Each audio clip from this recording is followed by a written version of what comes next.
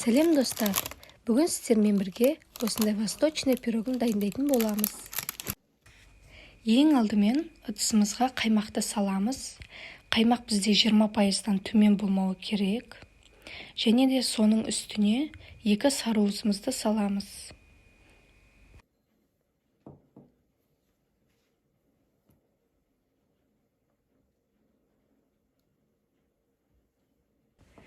Осы массамызға қантты қосамыз.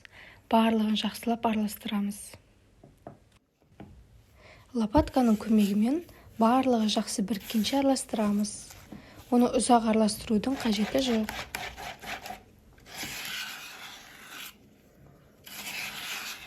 Дайын болған массаны әзірге бөлек алып қоя тұрамыз. Кейін басқа құрғақ ыдысымызды алып, оның ішіне ұнды сүзгіден өткізуіміз керек.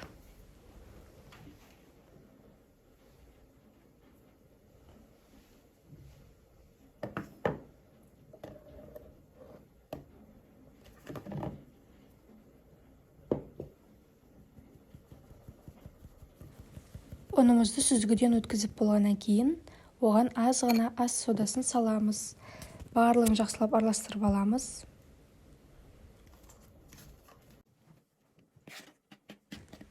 Осы ұнымызға сарымайды саламыз. Сарымай менде 72%-лық. 72%-дан төмен болмағаны жақсы. Мен осы сарымайды видеоға түсірер алдында ғана холодильниктен шығардым. Бөлме температурасындағы сарымайда бола береді. Егер сіздерде сарымай мұздатқышта, яғни морозильникте тұрған болса, онда сіздер оны теркадан өткізсеңіздер болады. Дәл осы видеода көрсетілгендей, сарымайымыз жақсы бірігуі керек. Және де біз бөлек алып қойған массамызды осы ұнымызға саламыз. Жақсылап лопатканың көмегімен барлығын араластырып шығамыз. Бізде сонда өте жақсы қамыр пайда болуы тиіс. Ол қамыр қолға жабыспауы керек.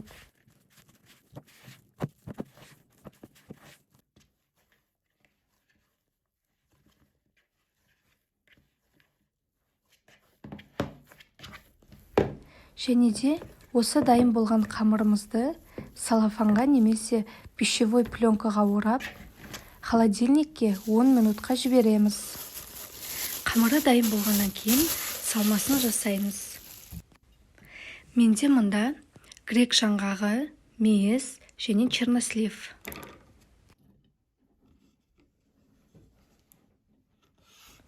Сіздер құрамын өзгертсеңіздер болады, яғни мейіздің орнына кепкен өрікті немесе басқа да сухофруктыларды салсаңыздар болады.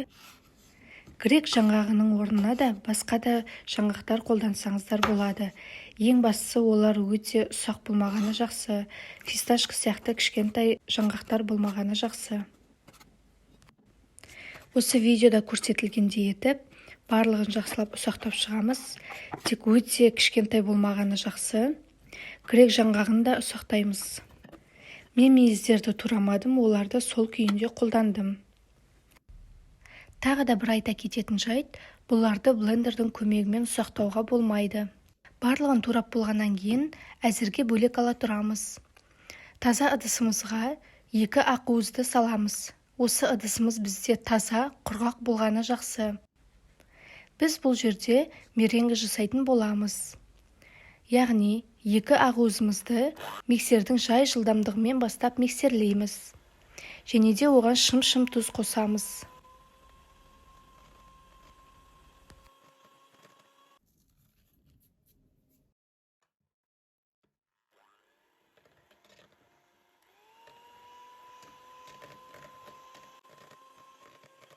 Жақсы болып көпіріп жатқан ақуызымызға аз-аздан 30 грамм қантымызды қосамыз. Осы меренгіні жасауға бізде шамамен 5-6 минуттай кетеді. Міне осымен біздің меренгіміз дайын. Ыдысты кері төңкерген кезде ол бізде ағып кетпеу керек. Сол кезде дайын болды дегенді білдіреді. Осы меренгімізға жаңғағымыз бен сухофруктыларымызды салып шығамыз. Барлығын жақсылап араластырамыз.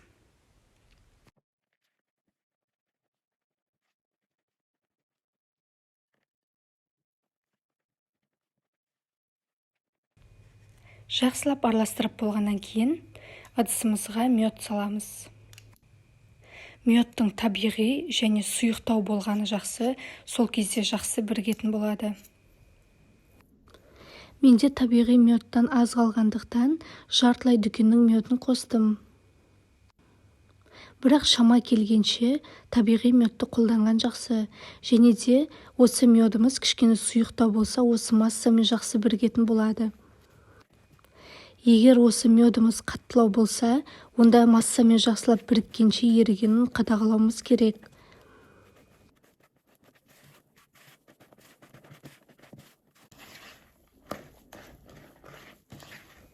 Кейін осы пирог пісіретін ыдысымызды дайындап аламыз. Мен осы видеода көрсетілгендей астына пергамент қағазын салып алдым. Егер сіздер кольцоға пісіретін болсаңыздар, фольгамен астын орап алсаңыздар болады. Және де дәл осы видеода көрсетілгендей қамырымызды тоңазытқыштан шығарып, оны екіге бөлеміз. Бір бөлігі кішкене үлкендеу болу керек. Сол үлкендеу бөлігін жақсылап жайып шығамыз.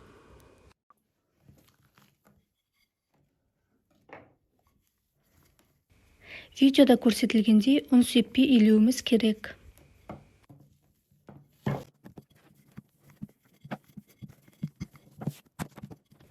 Жақсылап илеп болған қамырымызды дәл осы видеода көрсетілгендей етіп формамызға салып шығамыз. Барлық шетін тегістеп, артықтарын алып тастаймыз.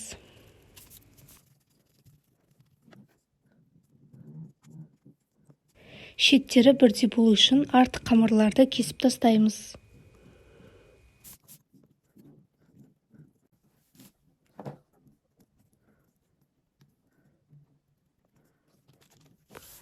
Барлығын жақсылап тегістеп болғаннан кейін ортасына салмасын саламыз. Оны да жақсылап тегістеп шығамыз.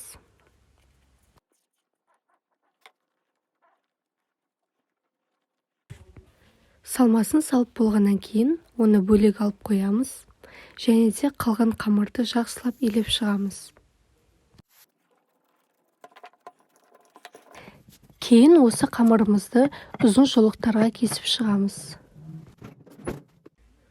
Егер сіздерде арнайы пицца кесетін кескіш болса, сонымен кескен ыңғайлы.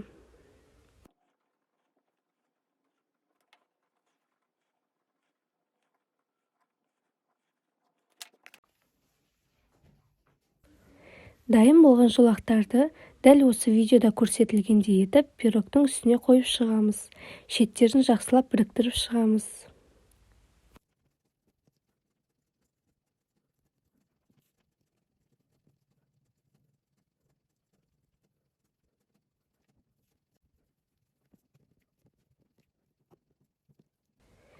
Кейін осы дайын болған пирогымыздың үстіне жұмыртқаның сары уызын жағып шығамыз. Сол кезде пирогымыз үсті қызарып, әдемі болып піседі. Және де осы пирогымыздың үстіне сары уызды жағып жатқан кезде духовкамызды 180 градуста қыздырып қоюды ұмытпаймыз. Дайын болған пирогымызды 180 градуста 30-40 минуттай пісіреміз. Пирогтың ең бастысы беті қызаруы керек, шеттері де барлығы қызаруы керек, сол кезде піскенін білдіреді. Және де мен духовкадан шығарғаннан кейін осы өзінің формасында бөлме температурасында 10-15 минуттай суытып алдым. Суыған пирогымызды дәл осылай видеода көрсетілгендей шеттерін пышақпен бөліп шығамыз.